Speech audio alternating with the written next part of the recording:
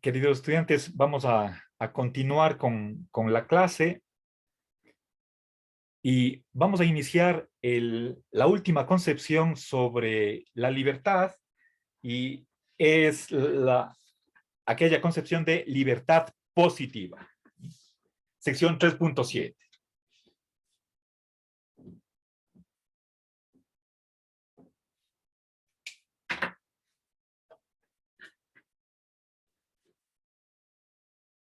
Bien, esta concepción es mantenida sobre todo por aquellos filósofos de tendencia socialista.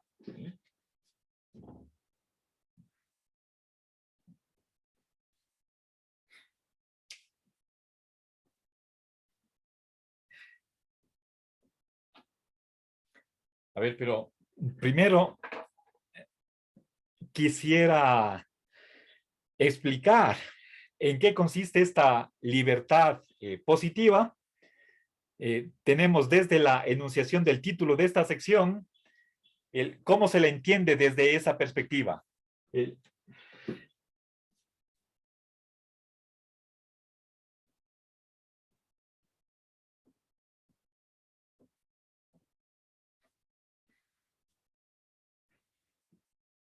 Bien. Ahora, nuevamente, recordemos qué pasaba en una de las concepciones de libertad anteriores, como capacidad de elegir. ¿Sí? Esa es la 3.3, capacidad de elegir. ¿Sí? Que uno era libre en el sentido de que tenía la capacidad de escoger entre varias opciones. Ahora, y ahí hablábamos de la disponibilidad de las elecciones, o si quieren ustedes tal vez de oportunidades, que se nos brinde un abanico de posibilidades y la libertad consistiría en escoger una de ellas. Ahora, desde esta séptima concepción de libertad como poder efectivo, para que una de esas posibilidades pueda efectivamente ser realizada o utilizada por una persona, uno debería tener los medios o los recursos o las condiciones materiales para que se realicen esas opciones. ¿Sí? A ver, pongamos ejemplos para que quede clarísimo de qué estoy hablando. ¿Sí? A ver, pensemos en la adquisición de, por ejemplo, un par de zapatillas. Una persona entra a un almacén y ve los escaparates llenitos de modelos de zapatillas que están ahí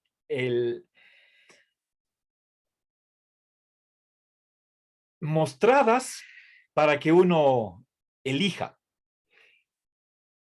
Puede haber zapatillas de un precio económico, hablemos por ejemplo $40, y otras serán más caras, pasarán de los $100 o de los 200.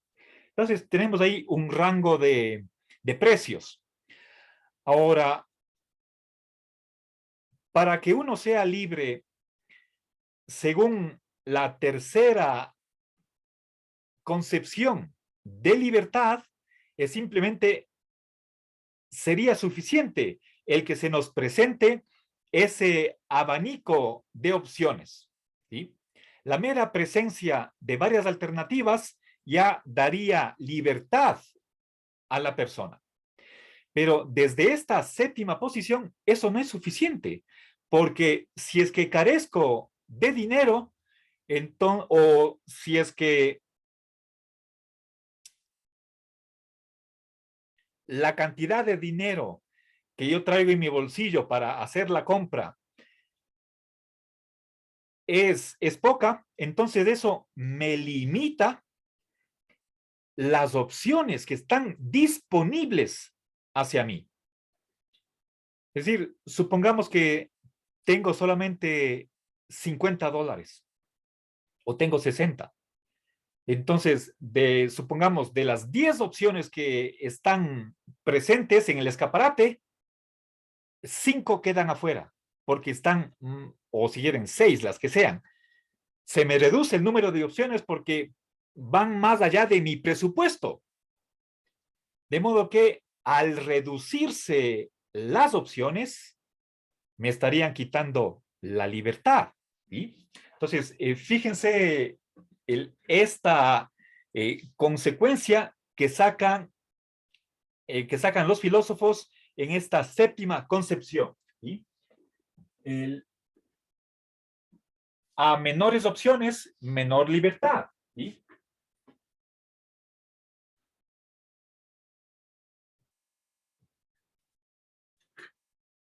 Y viceversa. Si es que yo tengo más opciones para elegir, entonces soy más libre.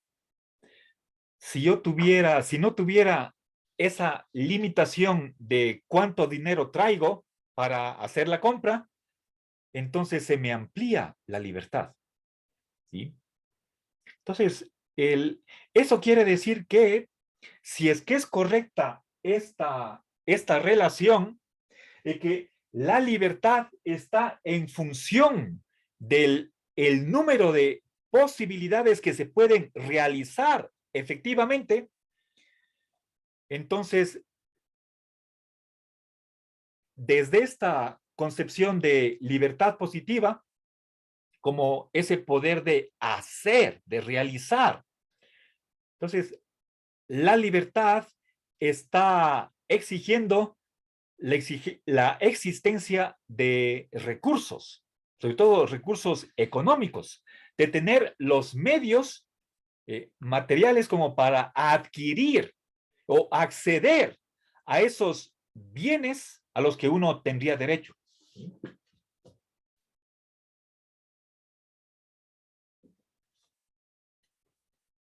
Permítanme simbolizar de esta manera. Hay libertad solo si, como condición necesaria, como requisito indispensable, si tenemos dinero. ¿Sí? A ver, y lo mismo que digo con respecto a los zapatos, tendría que extenderse a otros muchísimos ejemplos. Pensemos en el acceso a los servicios de salud. Alguien sufre un accidente y, o se enferma y necesita atención médica. ¿A dónde ir? ¿Sí? Supongamos que es una emergencia. Si es que tiene dinero, podría ir a una clínica privada. Por ejemplo, bueno, no voy a mencionar ninguna clínica para que no crean que estoy haciendo propaganda. O se van a si no es una clínica privada, una visita a emergencia les podría salir como solamente la atención que les brindan ahí. Luego el médico y la receta les puede salir por 250 o más. Estar ahí un par de horas. Si no tienen dinero, entonces pueden ir a un hospital público. Puede ser al hospital regional o al IES en Monay. Entonces, fíjense, están ahí los hospitales para que uno elija, pero ¿cuál es el que uno elige en la realidad? Aquel que me permitan mis ingresos o mi riqueza. ¿Sí? De modo que el pobre es menos libre y el rico es más. ¿Sí? Entonces, nuevamente, fíjense cómo la existencia de recursos económicos está posibilitando o no el ejercicio de la libertad. ¿Sí?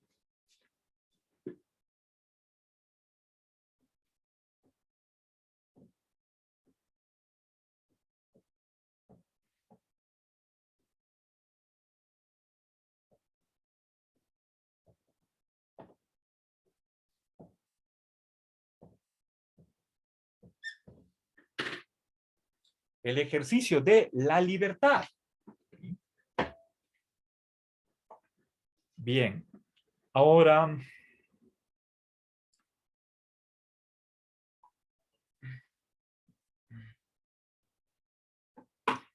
bien,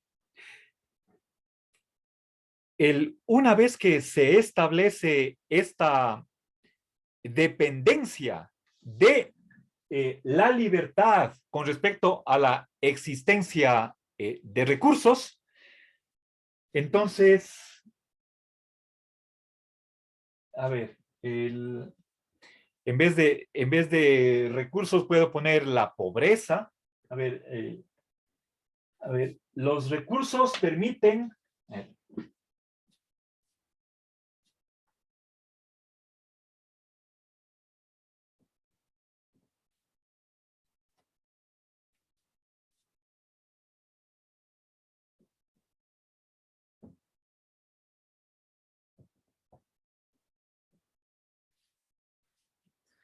bien, creo que ahí está expresado de una mejor manera lo que quería decir, las dos situaciones. Si alguien es rico, entonces, por tener los medios suficientes o necesarios, puede conseguir mucho más bienes, se le abre el abanico de posibilidades y al revés, un pobre, al carecer de los medios necesarios, a él se le cierran las puertas y eso limita la libertad. Bueno, ahora, antes de hacer el receso, sí quisiera añadir la cuestión del Estado, ¿sí? Como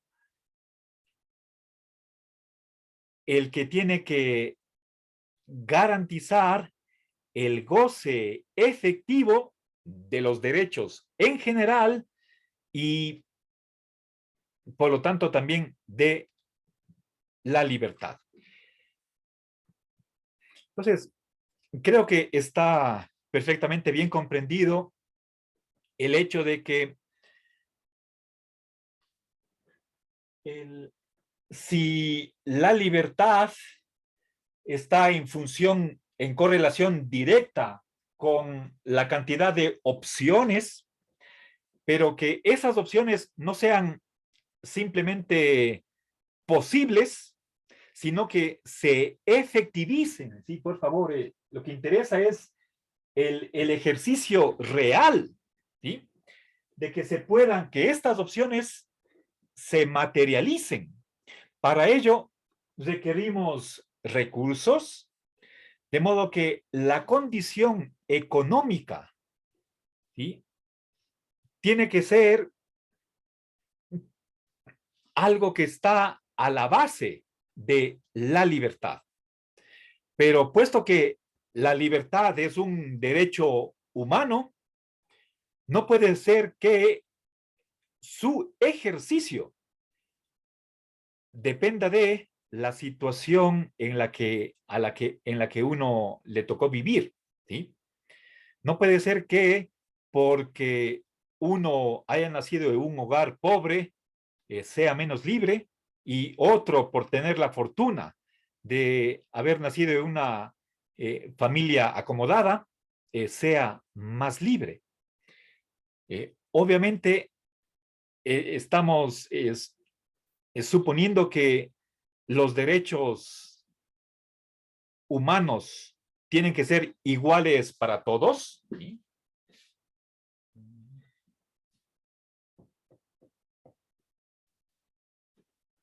¿Sí?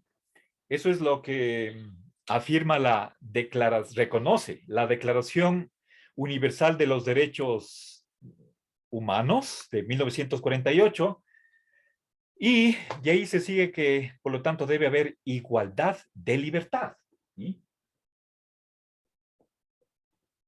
Puesto que la libertad es un derecho y todos los derechos son iguales, entonces deberíamos tener igual libertad. En nuestra Constitución En el artículo 1 se dice que la forma del Estado es la de ser un Estado de derechos, lo cual significa que es un Estado en el cual los derechos se encuentran garantizados por el Estado. Y eso en la Constitución lo repite muchísimas veces, está desde el artículo 1 y reaparece en muchísimos otros lugares. Ahora,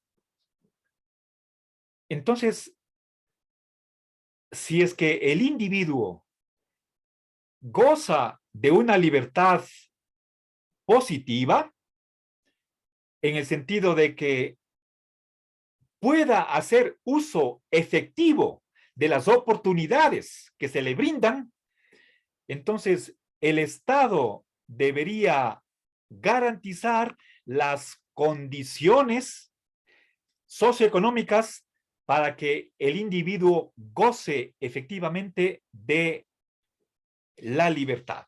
¿Sí?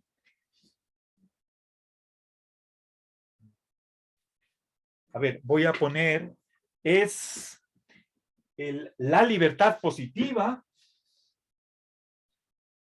implica una obligación del Estado de ofrecer condiciones para efectivizar la libertad. ¿Sí?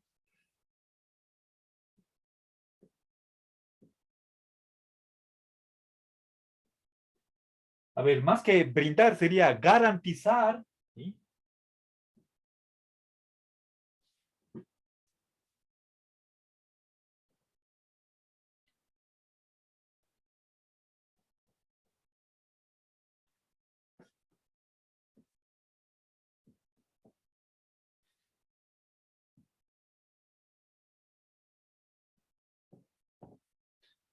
Bien.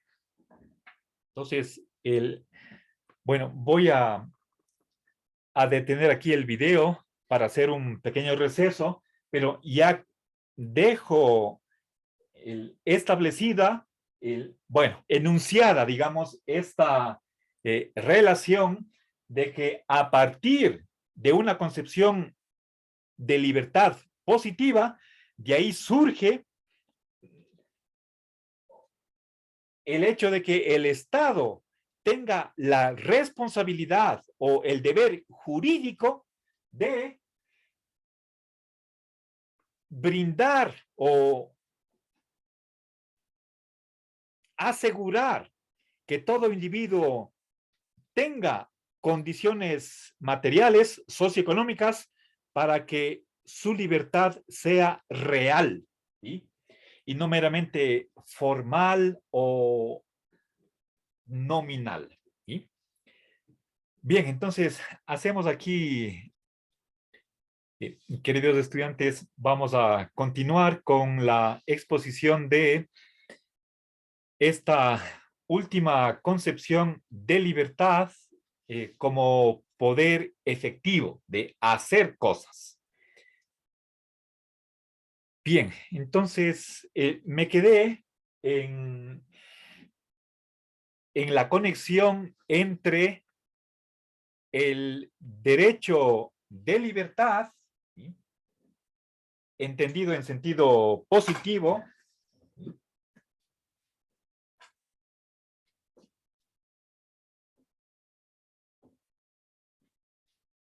y por otra parte, la obligación, una determinada obligación del Estado. A ver.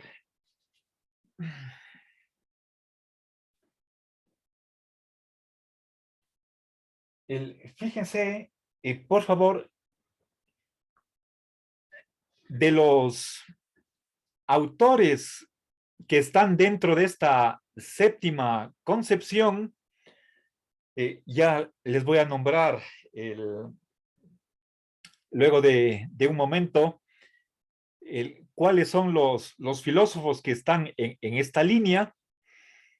Entonces, se concibe la libertad como un derecho positivo y ello acarrea o implica que el Estado también tenga una obligación de hacer algo para que esa libertad se vuelva real o efectiva. A diferencia de una libertad meramente nominal, o si quieren, de nombre, o que está escrita sobre el papel, pero que no pasa de ahí. Por lo tanto, una libertad meramente jurídica, a diferencia de una libertad como el ejercicio, ¿sí? Ejercicio de libertad. Bien. A ver, recuerden ustedes, en otra ocasión hice la diferencia entre derechos negativos y positivos. La distinción dependía de cuál es el deber que tiene el respondente con respecto al titular de los derechos, ¿sí? Bien, entonces, por favor, aquí quiero remarcar el hecho de que a un derecho positivo corresponde una obligación positiva, ¿sí?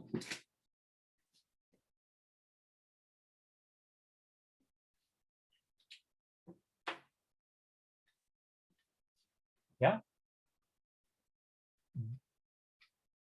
De derecho positivo se pasa a obligación positiva. Ahora, fíjense,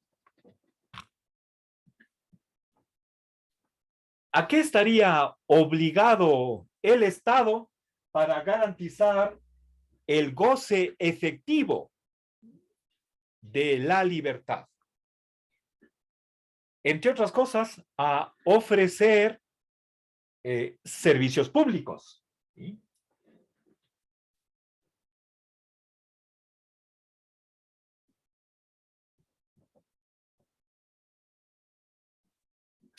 La seguridad social, ¿sí? Eh,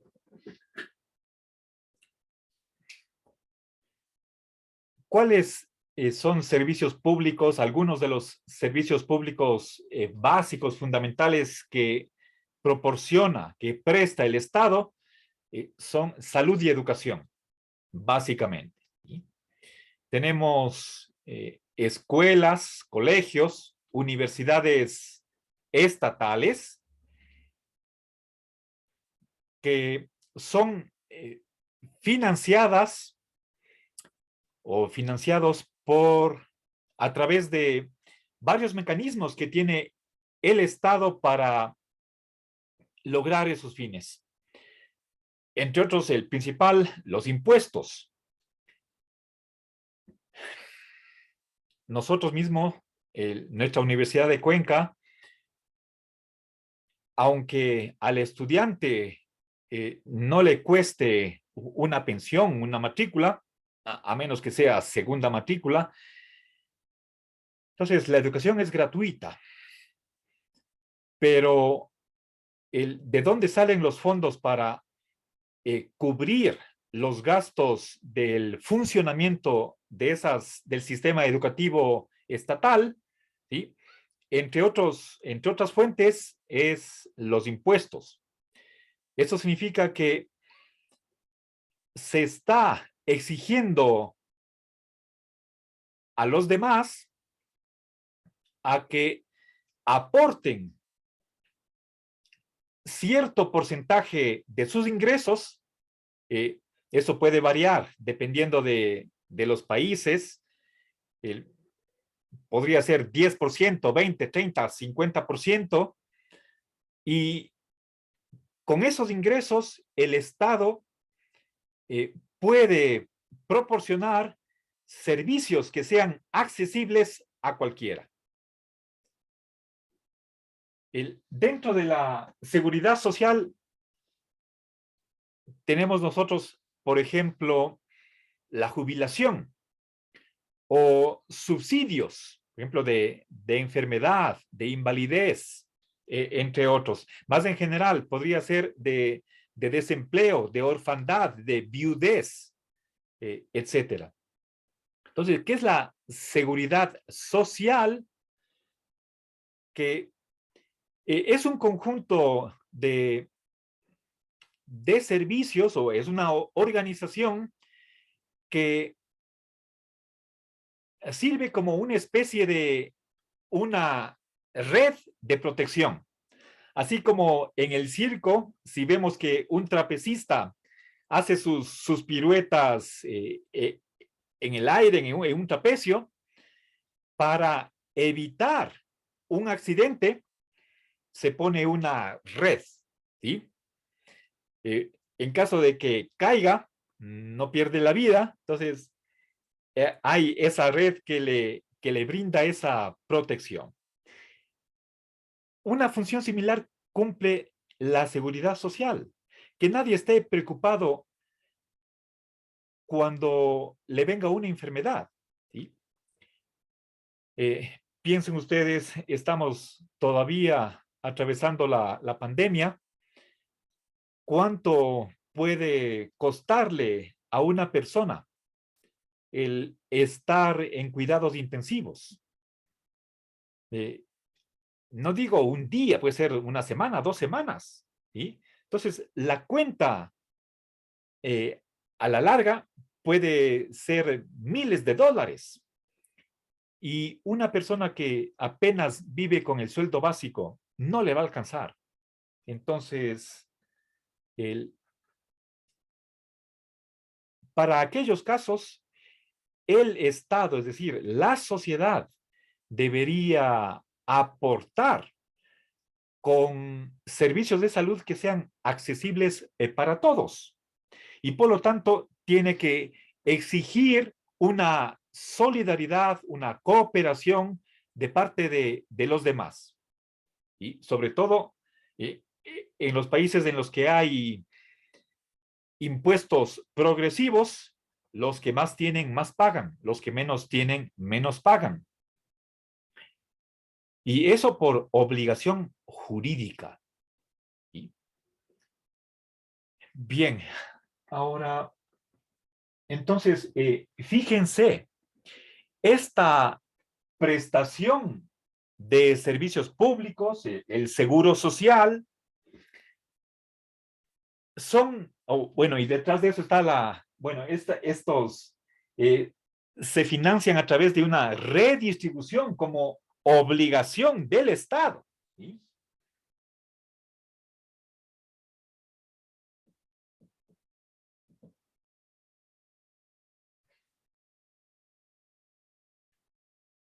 El, a través de estos mecanismos y otros más, el Estado está brindando una ayuda a aquellas personas necesitadas de bajos recursos para que puedan acceder a salud, educación, trabajo, etcétera. Obviamente aquí podemos hablar de obras públicas, ¿sí?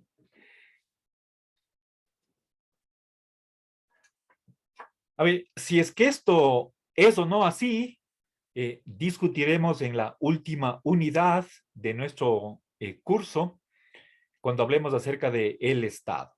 ¿Sí? Aquí simplemente menciono esta relación, puesto que esta concepción de libertad positiva la hacen varios filósofos desde una posición o netamente socialista o afín a ella. ¿Sí?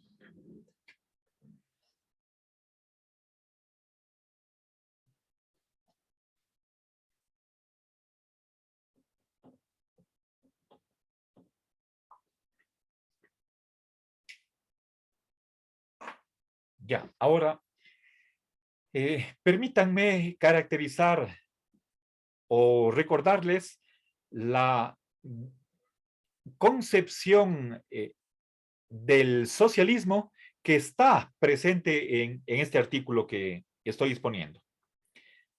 Bueno, el socialismo es una tendencia política que sostiene que hay que nacionalizar los medios de producción. ¿Sí?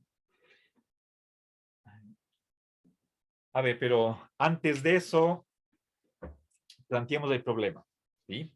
Si queremos nosotros comprender qué es lo que sostiene una corriente, una escuela, una tendencia de pensamiento, en este caso de filosofía política, en primer lugar, o sea, previamente tenemos que tener bien claro a qué problema trata de dar una solución. ¿Sí? Entonces, vamos por orden. Quiero introducir lo que se llama la cuestión social, en primer lugar. ¿Sí?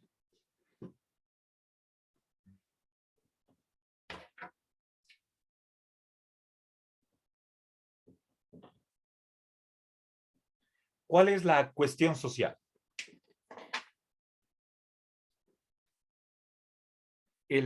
La cuestión social es el siguiente problema, que todo hombre, todo ser humano aspira no solamente a vivir bien, a tener una buena calidad de vida, sino a mejorar, ¿sí? A prosperar. Una puede ser la condición de los padres, de los abuelos, otra la condición de los hijos. Y no debería ser meramente igual o tampoco debería decrecer, empeorar, sino que la tendencia debería ser de ir de bien en mejor. ¿Sí? Ahí hay progreso. Entonces, eso por un lado. El ser humano quiere vivir bien. Recuerden lo que hablábamos cuando expuse la cuestión de el bien común. ¿Qué es el bien para el ser humano? Vivir más y mejor. Si es que eso es algo real, ¿sí? No solamente como un deseo, sino como un impulso, un instinto vital. Por otro lado, para mejorar la calidad de vida necesitamos recursos.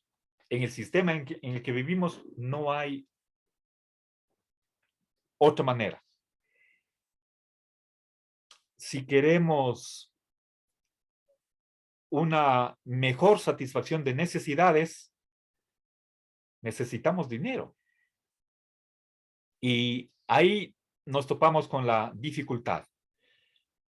No siempre los ingresos están a la altura o para cubrir nuestras legítimas aspiraciones o necesidades. ¿Sí? Entonces, puede ser que el, el ingreso mensual no cubra ni siquiera la canasta básica. Entonces, esa es la cuestión social.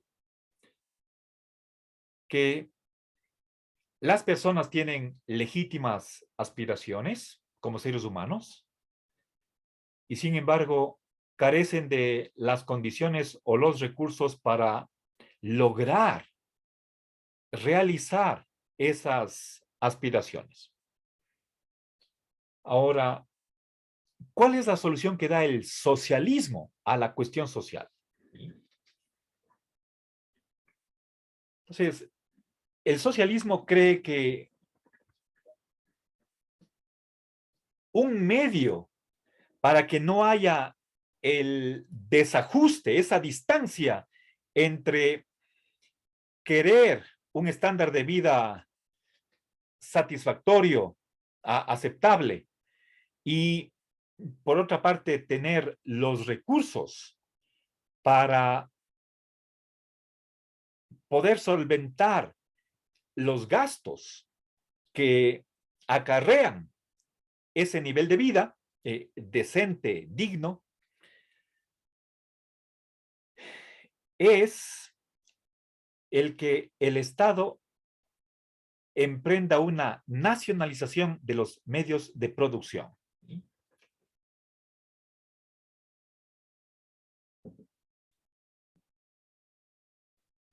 Nacionalizar medios de producción. ¿Sí?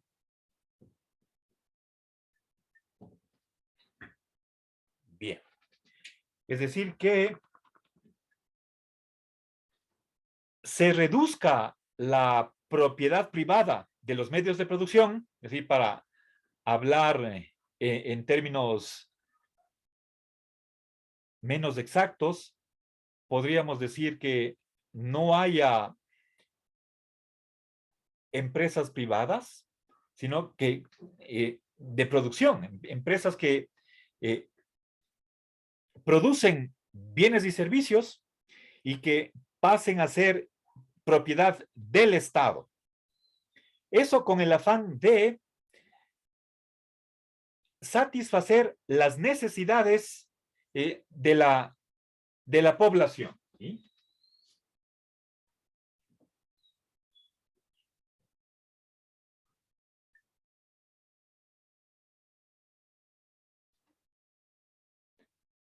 Bien. Entonces, esa es la vía socialista.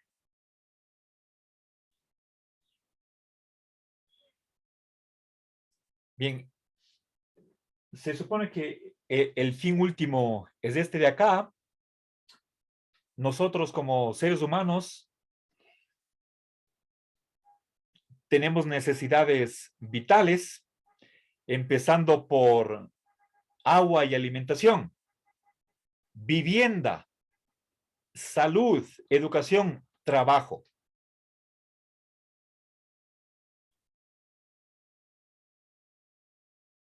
Lo que queremos es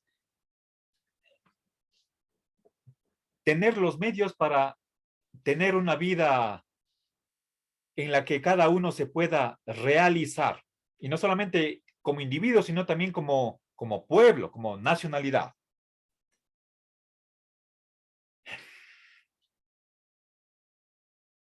Entonces,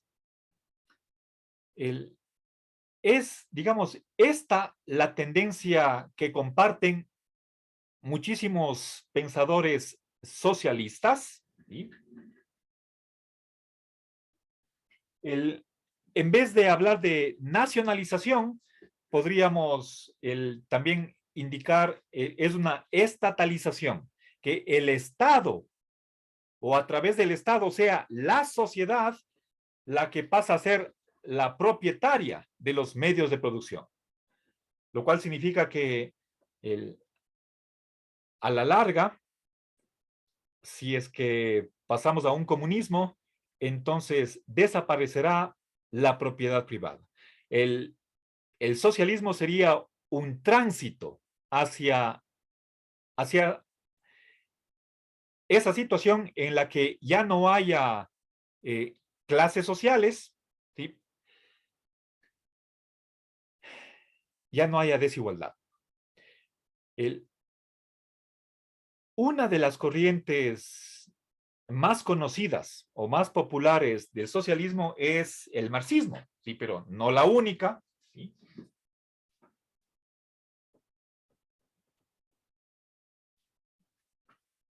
Bueno, el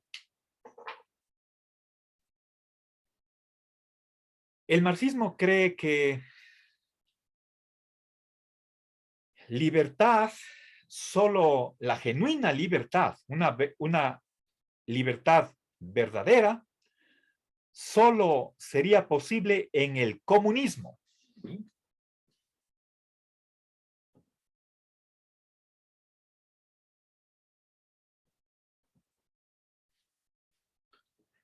Entonces, permítanme describir o presentarles cuáles son las ideas o la concepción marxista con respecto a la libertad. Les dije anteriormente que la sociedad está dividida en clases. Uno de los elementos definitorios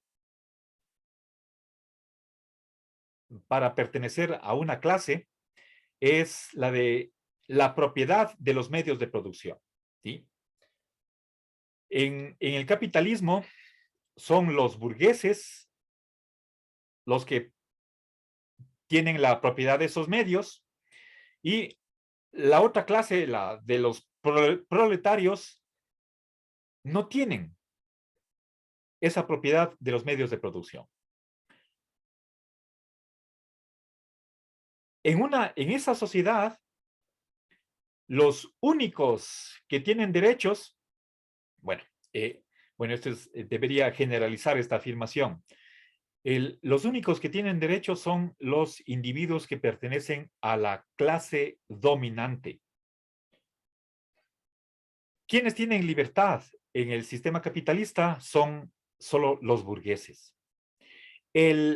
Para el marxismo, mientras haya clases sociales, y que eso no siempre va a ser así, en el comunismo desaparecerán las clases sociales, pero mientras haya clases sociales, los únicos que tienen derechos en general y por lo tanto, en nuestro caso, libertad en particular, es la clase dominante. Por ejemplo, son ellos, los burgueses, los que tienen libertad de contratación, libertad de comprar, libertad de contratar, el libre mercado, libertad de vender, libertad de adquirir, libertad de acumular indefinidamente, sin límite, riquezas. Y esas libertades obviamente se oponen a las libertades de los oprimidos. En el texto tienen ustedes 3 ejemplos de que la burguesía ha tratado de suprimir ciertas libertades. Por ejemplo, a ver,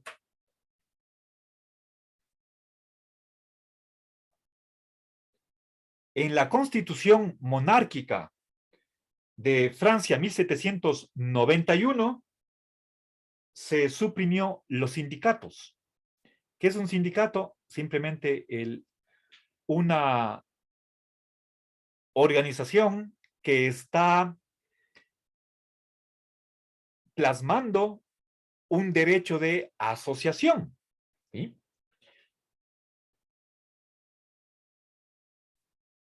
Es un derecho de los trabajadores el de formar sindicatos, pues la Constitución de 1791 rechazaba ese derecho. Bueno, este dato lo tomé de Roger Garaudy, precisamente de un libro sobre la libertad. Ustedes el título exacto lo tienen en la lista de referencias. Y ahí también vienen otros dos ejemplos de Francia. Garaudy era francés, por eso están estos ejemplos. En febrero de 1891, la burguesía se oponía a regular el trabajo de niños y mujeres. Por ejemplo, también en el año 1841, la burguesía se opuso a que el Estado prohíba el trabajo infantil en las minas, ¿sí? En nombre de la libertad, ¿sí? Bien, esto como ejemplo de que la libertad de los burgueses está en oposición a la libertad como derecho de los trabajadores. Bueno, entonces,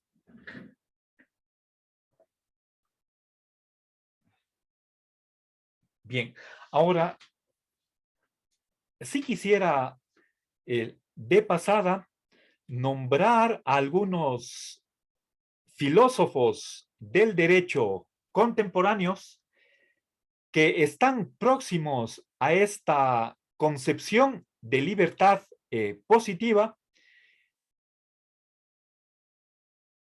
y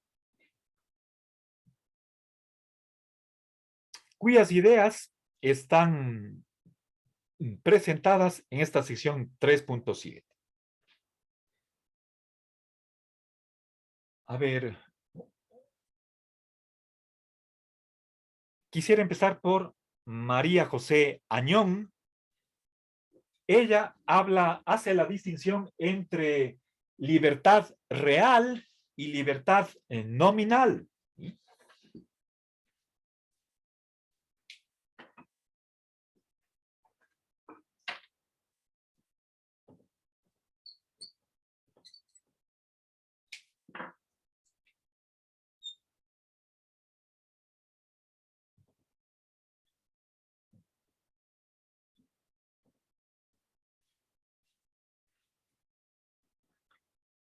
La libertad real es la que exige, ¿sí?, la existencia de recursos.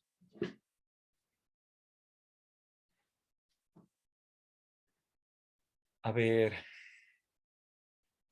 libertad real, ¿sí?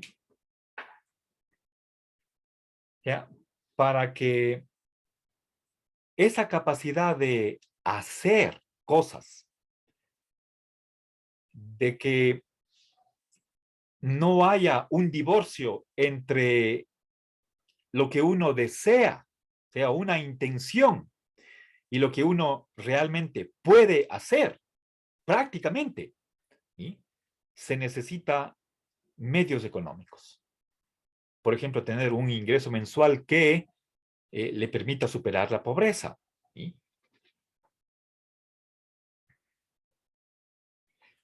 Quien mantiene una tesis muchísimo más radical es Francisco Laporta, y tienen ustedes ahí una cita textual de él, pero que está tomada de otro autor, es una cita indirecta, está citado por, creo que si no estoy mal es Martínez de Pisón. Ustedes el dato preciso lo tienen, a ver, estoy en la página 193.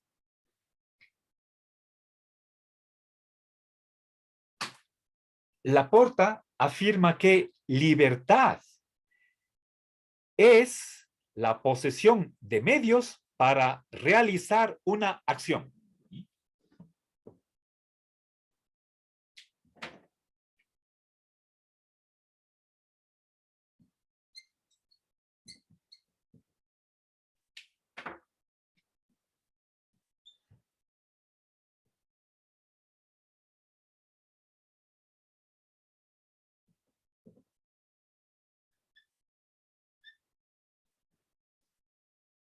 Bien, piensen, por ejemplo, en que si alguien es pudiente, el mismo nombre, fíjense, entonces tiene la capacidad, como por ejemplo, irse un mes de vacaciones a Europa con toda la familia. Alguien que no tiene tanto dinero, a lo mejor no pueda ni siquiera salir fuera de la ciudad, ¿sí? O si es que lo hace, podrá estar pensando en dentro del país y por unos pocos días, ¿sí? Bien, pero fíjense aquí lo, lo importante que quiero remarcar en este momento es esta definición. Laporta no está diciendo que la libertad requiere, exige o como condición necesaria la disponibilidad de recursos, sino que está diciendo algo muchísimo más fuerte. La libertad consiste en esa posesión de recursos para que se realicen los deseos, pero para que pasen a la realidad.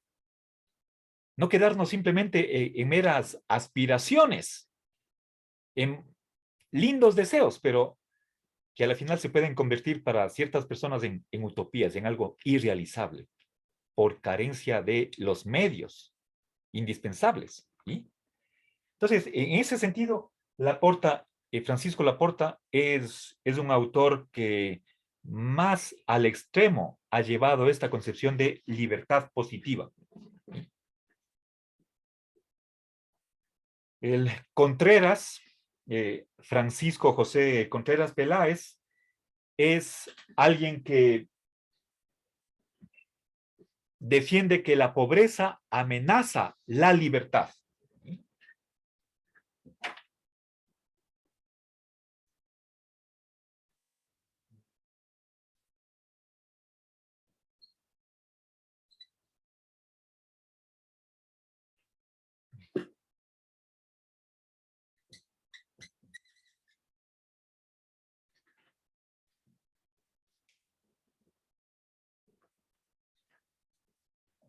El, esto de ejercicios, que el ejercicio de libertad requiere recursos, ¿sí? Bueno, está más o menos acá, es también el defendido por Pizarello. Ruiz Miguel, aquí Miguel es el segundo apellido, es un profesor que sostiene que la libertad solo es realizable cuando el individuo goza de sus derechos sociales y económicos.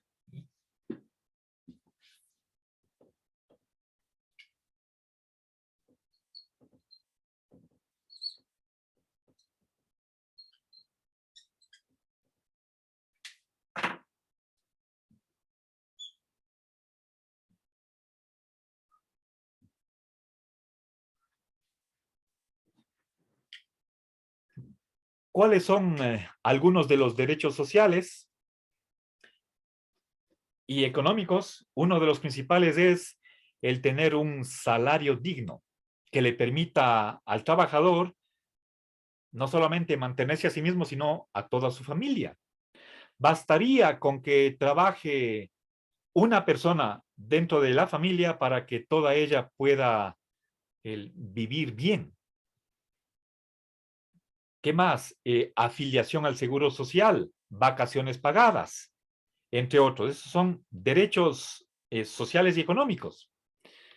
Eh, Piensen, por ejemplo, en diciembre nosotros recibimos un décimo sueldo y además sin, sin reducción, sin deducciones. Es decir, el 100% de un, un sueldo extra, ¿sí? Con ocasión de Navidad y fin de año. Bueno, fíjense, esta idea es importante, la que menciona Ruiz Miguel. Aquí estamos hablando de que como condición imprescindible para que la libertad sea real, efectiva, el individuo tiene que disfrutar de todos sus derechos sociales. ¿Sí? Y nuevamente, lo que importa no es simplemente que estén reconocidos con linda letra en la ley, sino que el Estado ofrezca las condiciones que garantice esas condiciones para que esos derechos sean efectivamente gozados, disfrutados por los individuos. Y con esa condición se puede posibilitar la libertad. ¿Sí?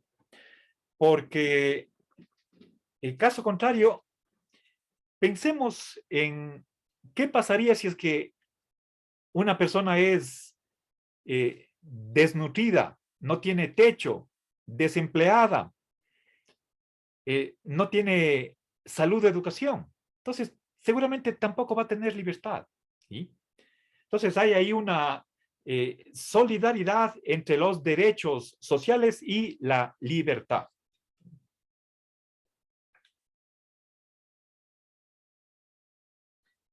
A ver, otro autor que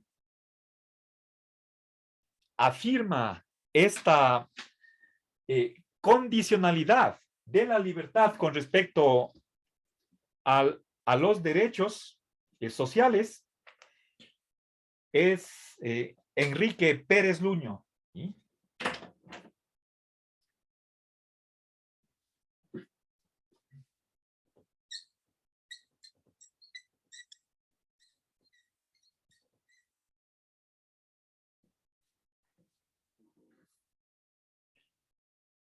A ver.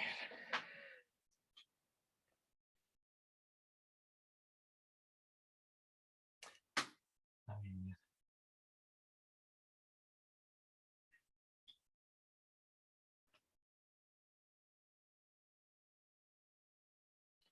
Bien, entonces, para terminar esta sección, eh, quisiera que la idea principal de esta concepción de libertad positiva, que ha sido sostenida por autores de lo que se conoce comúnmente con el nombre de socialismo, o cercanos o que tienen una afinidad con esta corriente, es la de que la libertad se debe entender positivamente como una capacidad de hacer cosas. ¿Sí?